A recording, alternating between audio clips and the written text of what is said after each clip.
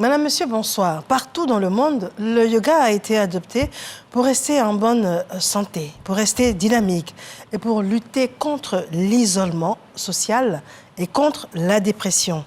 L'essence du yoga, c'est l'équilibre.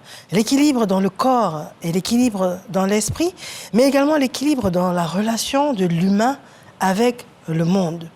Pratiquer le yoga, de quoi parle-t-on exactement? Quels sont les bienfaits du yoga sur le mental? L'influence du Sahaja Yoga sur la santé est avérée. Quels sont les organes concernés? La Journée internationale du yoga vise à sensibiliser le public aux nombreux bénéfices du yoga qui apportent à notre corps l'équilibre et à notre esprit également, l'équilibre dont ils ont besoin. Cette approche a des effets sur le monde qui nous entoure, sur nos proches et sur notre mode de vie. Le 21 juin 2023, la Journée internationale du yoga. Et ça fait l'actualité. Nous avons un élément de reportage, histoire de camper de manière complémentaire le sujet.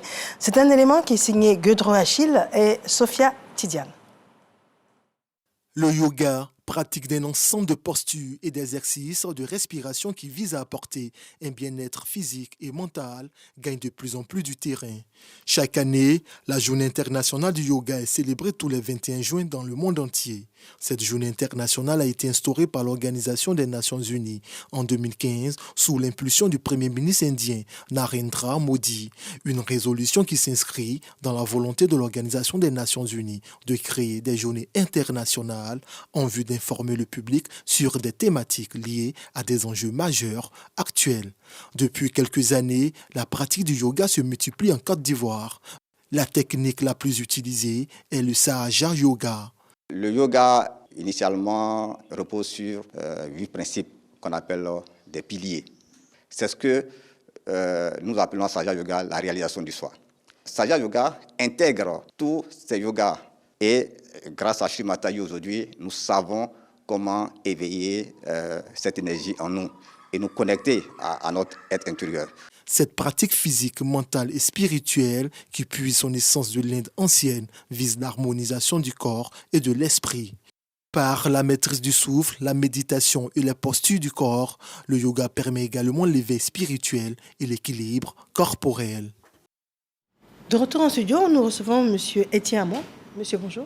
Bonjour, madame. Merci d'avoir accepté notre invitation. Vous êtes coordonnateur chargé de l'administration Yoga Côte d'Ivoire. C'est bien ça? Tout à fait, merci. Merci d'être là. C'est plutôt Nirma Sahaja Yoga, mais bon, on a abrégé. Vous allez mieux le prononcer que moi tout à l'heure. D'accord, merci. Docteur Ndé Apollouise, bonsoir docteur. Bonsoir Mariam. Vous êtes médecin généraliste? Oui. Alors, première des choses qui m'est venue à l'esprit, médecin généraliste, et on découvre que vous avez un grand intérêt pour le yoga. Pourquoi? Oui, parce que en tant que médecin généraliste, je suis très intéressée par le Sahaja Yoga, par son impact sur la santé de l'être humain et sa relation avec la médecine moderne. C'est ce qui me retient dans le Sahaja Yoga. Très bien, alors c'est bien ce dont nous allons parler tout au cours de cette émission.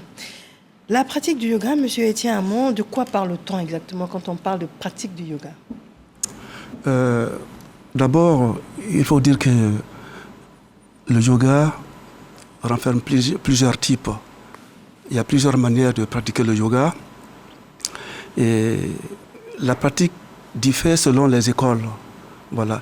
Mais généralement, il y a une base commune qui consiste, disons, à préparer l'être humain afin qu'il soit le mieux possible dans la société, afin qu'il rende un travail bien fait dans son activité de tous les jours, afin qu'il s'intègre dans la société, qu'il soit un homme de paix, qu'il soit vraiment un homme à l'aise dans la société, qui ne manque absolument pas qui a vraiment tout ce qu'il faut pour être vraiment heureux. Il n'est pas, disons, c'est pas quelqu'un qui va, disons, s'élancer vraiment dans le consumérisme. Il vit de façon équilibrée. En fait, bref, il a une harmonie avec lui-même, avec le monde qui l'entoure. avec la nature, avec, bref, tout ce qui est important pour, disons, mener une vie correcte. Comment on appelle quelqu'un qui est adepte du yoga? Un adepte du yoga, c'est un yogi. Un yogi. Mais nous, en ce qui nous concerne, ceux qui pratiquent notre forme de yoga, on les appelle Sahaja Yogi. Sahaja Yogi. Voilà, très bien. Alors, c'est un courant du yoga. Alors, si on devait répertorier, il y a beaucoup de courants de yoga? Oui, effectivement. Vous avez par exemple le yoga qu'on appelle le Hatha Yoga, qui est le yoga fondé sur les postures. C'est le type de yoga qui est le plus connu. Voilà. Vous avez... Et lui, son objectif, c'est quoi? Fondé sur la posture? Les postures, c'est un peu de la gymnastique qui consiste, disons, à relaxer le corps. D'accord. Hein? Voilà. Voilà. Et il y a le yoga royal, il y a le yoga de la dévotion qu'on appelle le Bhakti Yoga. Il y a Sahaja Yoga qui consiste, disons, à activer une énergie spirituelle qui est en chaque être humain. Il y a aussi ce qu'on appelle la Kundalini Yoga. Mais enfin, bref, il y a énormément de yoga et donc je ne serais pas... D'accord, exhaustif en nous disant. Mais le Sahaja Yoga, quelle est sa particularité, sa spécificité? La pratique du Sahaja Yoga repose sur la découverte d'une énergie qui est levée dans le sacrum. Et cette énergie-là, tous les sages l'ont identifiée, parce qu'en fait, le corps humain que vous voyez comporte au moins deux parties. On peut le scinder en deux parties. Il y a la matière que vous voyez, mais il y a aussi ce qu'on appelle le corps subtil. Et ce corps subtil-là renferme une énergie, et cette énergie-là n'est pas visible, si vous voulez, à l'œil nu. Mais en revanche, quand elle est activée, on peut apercevoir ses bienfaits et ses manifestations. Voilà. Alors, docteur Ndé, Oui. c'est une science, selon vous? C'est un courant de pensée? C'est une manière d'être? Comment est-ce que l'on définit le yoga? Le yoga, nous, on pourrait l'appeler la métascience parce qu'elle nous permet de faire le pont entre la science et la spiritualité. Oui, parce que parlant du yoga, il y a l'initiation qui consiste à l'éveil. Je parle bien du Sahaja Yoga, parce que si on parle de la définition, ça veut dire né, Dia veut dire avec, yoga veut dire religion. C'est-à-dire la religion avec laquelle nous sommes nés. Cette religion existe à l'intérieur de tous les êtres humains. Quelle que soit ta conception religieuse, musulmane, cette religion existe. Ce système subtil qui gouverne le fonctionnement du corps humain est installé à l'intérieur de tous les êtres humains. Donc la base du Sahaja Yoga, c'est la connaissance de ce système subtil-là. Comment est-ce qu'il se présente, comment est-ce qu'il fonctionne, comment savoir qu'il fonctionne bien, comment savoir qu'il fonctionne mal, quelle est la répercussion sur l'être humain, sur tous les plans. Alors, ce qui nous a vraiment interpellés pour vous inviter sur le plateau, c'est de réaliser à quel point est-ce que vous faites une jonction entre la science, la médecine et cette spiritualité-là. Oui. On va y revenir. Dites-nous, monsieur Hamon, vous êtes parti jusqu'en Inde? Oui, j'ai effectué plusieurs voyages en Inde. Le yoga nous vient de l'Inde. Oui.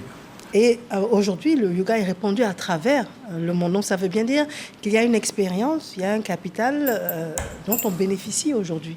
Alors, dites-nous ce que le peuple indien récolte de cette pratique du yoga. D'abord, c'est le bien-être. Lorsque on regarde les fondements du yoga, c'est, si vous voulez, les codes, le respect des codes de conduite par rapport aux autres, la discipline de soi, la maîtrise de ses sens, la maîtrise et la fortification de l'attention, la méditation, et tout cela, quand on met tout ça ensemble, eh bien, à la fin, on a des gens qui sont assez équilibrés, qui vivent, qui ont un bien-être, qu'on ressent à leur approche. Ils sont satisfaits et généralement, c'est des gens qui sont assez pondérés dans leurs actions, dans leurs pensées. Voilà. Et donc, c'est des gens qui prennent généralement des décisions justes. hein. Parce que dans l'argumentaire que le Premier ministre, M. Narendra Modi, a développé, il a mis l'accent sur des gens qui, pratiquant le yoga, vont prendre des décisions qui vont impacter le développement durable. Et des gens qui vont adopter un style de vie qui vont leur assurer le bien-être. Et donc c'est tout cela que l'Inde a voulu partager avec la communauté internationale. Voilà. Alors, le peuple indien, est-ce que c'est un peuple, donc on a bien compris, qui est discipliné, c'est un peuple organisé. Est-ce que l'espérance de vie est plus élevée, par exemple, que la majorité des peuples africains? Moi, je vais faire, si vous voulez, un parallèle par rapport à mon village. Hein? En Inde, j'ai vu beaucoup de gens qui sont d'un âge relativement très avancé. Aujourd'hui, chez moi, les gens de cet âge-là, j'en vois plus. Voilà. Et donc, je crois que leur mode de vie, la manière de se nourrir, hein, le respect de la nature, hein, ça fait que c'est des gens qui vivent vraiment très longtemps. Et puis, ils méditent. La méditation, en fait, c'est un moment de silence qui nous permet de nous relaxer, de nous retrouver par rapport à nous-mêmes, d'être en harmonie avec nous-mêmes, avec la nature. Enfin bref, c'est tout cela qui participe au bien-être. D'accord. Docteur Ndé, dites-nous comment est-ce que la méditation peut influer sur la santé? La méditation, comment est-ce que la méditation peut influer sur la santé? Parlant du Sahaja Yoga, la réalisation de soi, c'est l'éveil de l'énergie résiduelle qui existe à l'intérieur de nous. Donc, dans le Sahaja Yoga, la méditation consiste à laisser cette énergie, à s'exposer à ces vibrations divines-là. Donc, on laisse cette énergie résiduelle monter jusqu'au niveau de la fontanelle et nous la restons là. Elle nous connecte à l'énergie cosmique que nous absorbons en abondance, qui redescend, qui va jusqu'au niveau de la cellule, jusqu'au niveau de l'ADN. Donc, qui la nourrit, qui la répare, qui la transforme. Ainsi... Là, c'est le médecin qui nous parle? Ah oui. C'est l'adepte de yoga qui nous parle? Non, je vous parle en tant que médecin et adepte du yoga et quelqu'un qui a vérifié ce qu'il a dit. D'accord. C'est pour cela que je ne vous dis pas qu'on m'a dit. Je vous parle de quelque chose que j'ai vécu en fait, expérimenté. Donc, quand est-ce que vous restez en état de méditation? Ici, on parle de méditation, mais qu'est-ce que c'est que la méditation? Pour le Sahaja Yogi, la méditation, c'est d'être au présent, sans penser dans la tête. Et à cet instant, vous pouvez sentir la brise fraîche de cette énergie résiduelle au-dessus de votre tête. Ça, c'est un. Quand vous restez dans cet état où il n'y a pas de pensée, vous ne pensez ni au passé ni au futur, cet état peut durer peut-être 2 secondes. Mais au fur et à mesure que vous le pratiquez, cet espace s'élargit, ça peut faire 5 minutes, 10 minutes. Mais ne serait que 5 minutes de connexion avec l'énergie cosmique, toute votre journée. L'énergie cosmique, cosmos, oui. C'est l'environnement dans lequel on est. C'est dans l'environnement dans lequel on est. C'est intégrer l'environnement dans lequel on est. Oui. Et pour vous, l'environnement influence la personne? Oui, tout à fait. L'environnement influence la personne parce que... vous savez, regardez aujourd'hui les conséquences du réchauffement climatique. Hein, et tout cela résulte de l'activité humaine. Et pourquoi? Parce que les hommes ne sont pas capables de prendre les décisions justes, d'avoir des actions justes qui respectent la nature en prélevant sobrement ce dont on a besoin pour notre vie. Lorsqu'on regarde un peu ce qu'on dit du développement durable, il est dit que c'est un développement qui répond aux besoins présents tout en préservant la capacité des générations futures afin qu'ils puissent avoir la capacité de répondre aux leurs. Oui. Hein? Et donc, moi, je crois que sur cette base-là, le yoga peut beaucoup apporter aux gens pour vraiment prendre les bonnes décisions. D'abord, être en bonne santé, et puis je crois que par-delà, tout le monde, peut se sentir concerné par le yoga, vu les bienfaits qu'il procure. Docteur Ndé, je vous prends des exemples concrets. Quelqu'un qui a un problème de dépression, vous êtes médecin généraliste, donc cette personne viendrait vous voir. Quelle va être votre démarche? Une prescription médicale ou des conseils en Sahaja Yoga? Bon, cette question est un peu difficile pour moi, mais je vais essayer de répondre. Vous savez, quelqu'un qui vient me voir en tant que médecin généraliste, je suis médecin généraliste, je reste dans cette logique de médecin généraliste, je lui fais mes prescriptions. Tout en sachant que la personne va partir prendre ses médicaments. Et le résultat, c'est que souvent, à partir d'un certain moment, il y a l'accoutumance et le traitement ne marche plus. Et la dépression continue. Mais ce n'est pas systématique. Il y a des personnes qui guérissent de dépression. Oui, il y a des gens qui guérissent. Mais c'est lorsqu'il y a l'accoutumance. Après, et qu'on se rend compte qu'on ne sait plus quoi donner aux patients. Voilà. Donc, quelquefois, ce n'est pas systématiquement que moi je conseille le Sahaja Yoga, la pratique Sahaja Yoga aux gens, non. C'est seulement quand est-ce qu'on se rend compte que vraiment la personne, on est quand même coincé quelque part, il faut trouver une solution. Parce que la certification morale d'un médecin, c'est de pouvoir résoudre le problème du patient qui est devant lui. C'est une joie pour nous. Donc du coup, je fais ce que je peux dans la médecine moderne. Si ça marche, tant mieux. Mais quelquefois, si ça ne marche pas, je peux proposer, mais ce n'est pas systématique. Et puis d'ailleurs, c'est avec le consentement du patient qui est devant moi, qui voudrait bien faire autre chose pour s'aider. Est-ce que sans prendre de comprimés, donc la médecine conventionnelle, est-ce que quelqu'un de dépressif avec le Sahaja Yoga peut guérir? Bien sûr. Est-ce que quelqu'un qui a des problèmes de cancer? Bien sûr. Et les cellules cancéreuses peuvent se résorber et disparaître avec le yoga? Bien sûr, bien sûr.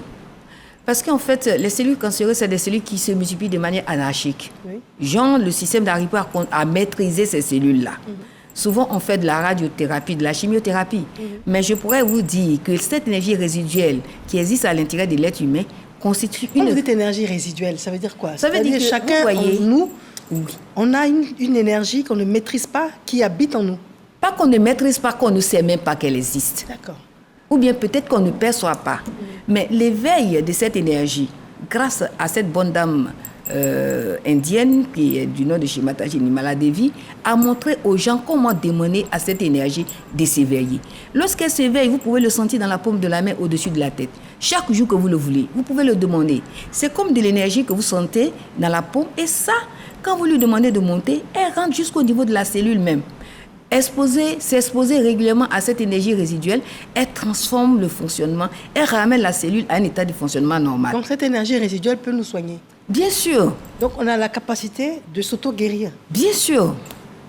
Je vous assure, Marc. Alors moi, ce qui m'impressionne, c'est que c'est un médecin. Je suis médecin, oui, c'est un médecin qui le dit. Non, je reviens là-dessus parce que c'est cette dimension, en fait, qui nous intéresse. Oui. C'est pas une passionnée, c'est quelqu'un de scientifique qui nous dit qu'on a une énergie résiduelle. Et cette énergie résiduelle peut se substituer à la médecine scientifique. Bien sûr. Et guérir. Oui. On n'a pas forcément conscience d'avoir cette énergie résiduelle en nous. Et la science du Sahaja Yoga nous aide à révéler cette énergie que l'on a en nous. Et Mariam, je voulais vous dire aussi que en Inde, il y a des études qui sont faites, il y a des thèses qui ont été faites dans le Sahaja Yoga par rapport à la guérison. Oui, il y a des thèses. Il y a des thèses. Oui, l'université de médecine là-bas. Monsieur Hamon, quand vous êtes parti en Inde, est-ce qu'il y a des hôpitaux conventionnels en Inde? Oui, bien sûr, il y a des hôpitaux conventionnels. Hein. Vous savez, il y a tous les médicaments qui nous viennent ici, enfin qu'on utilise ici, la plupart viennent de l'Inde. Donc il y a les médicaments, il y a quand même des hôpitaux conventionnels. Mais à côté de cela aussi, il y a la médecine traditionnelle. Hein, il y a l'Ayurvédique, par exemple, qui utilise les éléments de la nature pour soigner les gens. Ça, c'est la médecine traditionnelle. Ça, voilà. Maintenant, en ce qui concerne le Sahaja Yoga, est-ce que vous sentez, pour les avoir côtoyés, que c'est cette manière de vivre là qui est mise en avant pour soigner les populations? Oui, effectivement, mais disons que on ne soigne seulement qu'avec que les gens qui pratiquent Sahaja Yoga. Parce que si vous ne faites pas Sahaja Yoga, on a du mal vraiment à vous accepter. Pourquoi? Parce que les éléments, les centres d'énergie sur lesquels on travaille, il faut d'abord les connaître, il faut d'abord accepter qu'ils fonctionnent, donc on les active. Hein. Et tant que ce n'est pas activé, on ne peut pas vous guérir avec les techniques de Sahaja Yoga. Voilà. Alors, c'est impressionnant parce que de toute manière, l'ONU a donc décrété le 21 juin de chaque année la journée mondiale du yoga. Donc, ça veut dire que l'ONU reconnaît l'impact que ce n'est pas une science, c'est un art, c'est une manière de vivre pourrait avoir sur les personnes. Alors, je voudrais prendre des exemples concrets, madame, docteur. Quelqu'un qui est dépressif, qui vient vous voir, et puis vous sentez que cette personne a peut-être tout essayé ou pourrait être attirée par le Sahaja Yoga, qui en a peut-être entendu parler. Voilà, le schéma qu'on propose. Qu'est-ce que vous lui conseillez concrètement de faire en opposition à quelqu'un qui viendrait avec un cancer des ovaires ou de la prostate? D'accord. Pour celui qui vient avec une dépression, il s'agit du système subtil, comme je l'avais dit. Bon, peut-être que je ne l'ai pas dit déjà, mais le système subtil que nous utilisons est superposable au système nerveux autonome de la médecine moderne. Donc, du coup, quelqu'un qui vient avec une dépression, c'est quelqu'un qui est un peu sur le canal gauche dans notre système subtil. C'est-à-dire qu'il est un peu à gauche dans le passé. À gauche de quoi? C'est-à-dire, quelqu'un qui est... Vous voyez, le canal, on n'a pas le corps subtil ici, mais dans le chemin que nous avons, il y a 3 canaux comme ça. Et il y a un qui se trouve sur le côté gauche, il y a un qui se trouve sur le côté droit. Celui qui est hyperactif, il vit sur son canal droit.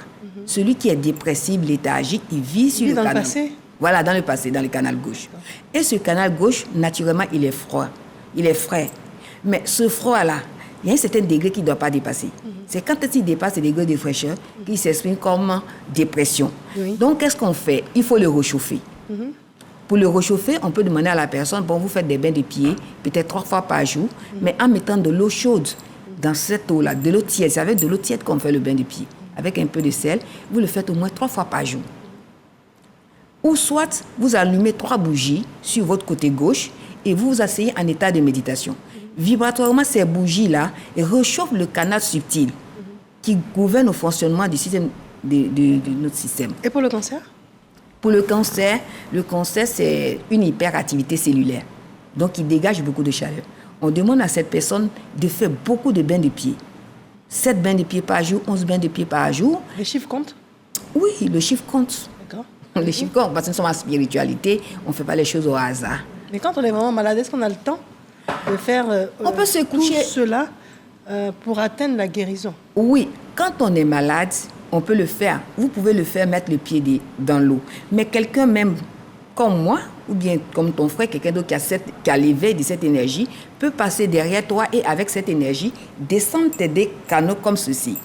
Et puis remonter, c'est-à-dire il descend les 2 canaux, et puis il remonte cette énergie jusqu'à ce que tu aies le maximum de connexion qui te permet de capter le maximum d'énergie cosmique. Est-ce qu'il y a des... Il va réparer tes cellules et arrêter, c'est-à-dire les ranger, les amener à fonctionner, ralentir leur rythme de multiplication, les corriger, et puis le désordre s'arrête. Quel est le risque d'échec de cette méthode-là? Bon, le risque d'échec, sincèrement, c'est parce que c'est l'être humain qui doit le faire.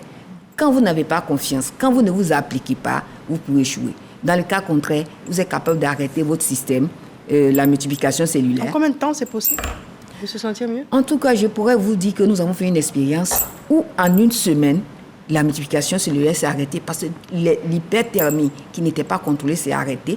Et puis, quand est-ce que nous avons fait le contrôle, on a vu qu'il y a eu des signes favorables. Alors, les personnes qui nous écoutent, qui souffrent d'un arrêt de la multiplication cellulaire, de différentes pathologies, ou bien ça peut être des problèmes de digestion, des problèmes d'articulation, des problèmes de stress, des problèmes de cancer, etc., etc.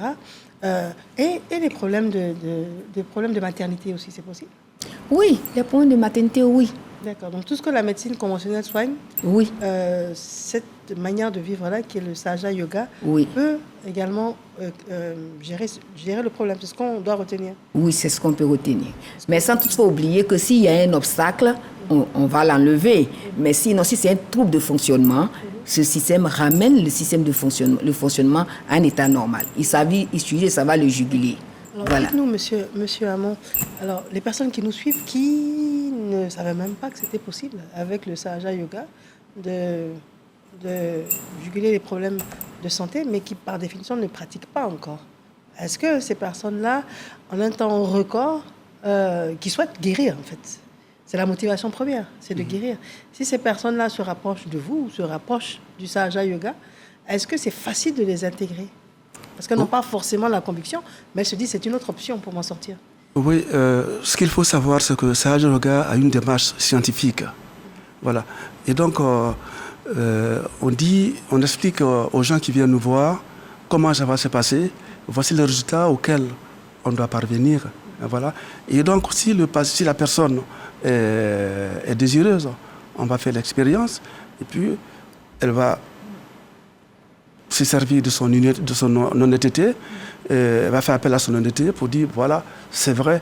Et puis une fois qu'elle a fait l'expérience et qu'elle a vu que les résultats sont là, à ce moment, elle croit ou bien elle ne croit pas, elle pratique ou bien elle ne pratique pas. Voilà. L'ONU, 21 juin, la journée donc, mondiale du yoga. En Côte d'Ivoire, qu'est-ce qui va se passer ou quelles sont les activités qui ont déjà débuté pour marquer cette journée mondiale du yoga?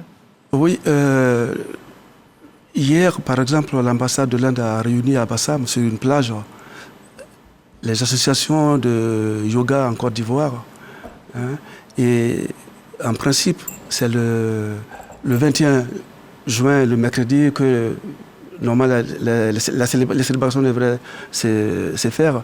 Mais compte tenu du fait que c'est un jour de travail, l'ambassade a décalé les festivités le 25.